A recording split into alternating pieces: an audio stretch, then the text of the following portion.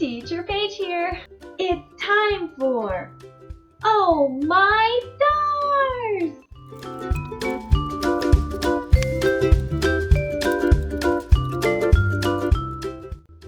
Something I love to do when I reward stars to my students is simply extend on the star to provide more vocabulary and to get them talking.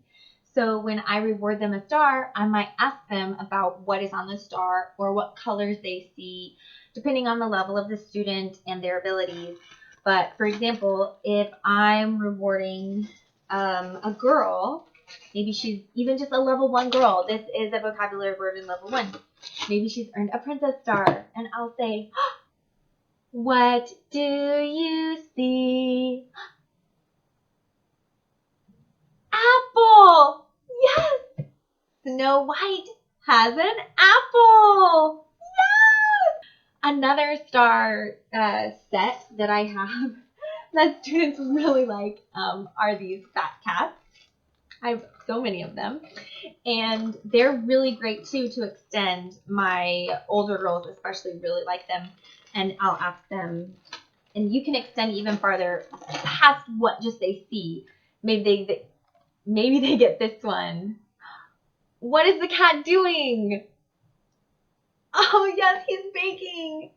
What do you think he's making to eat? Oh, maybe some dumplings? Do you like dumplings? Me too!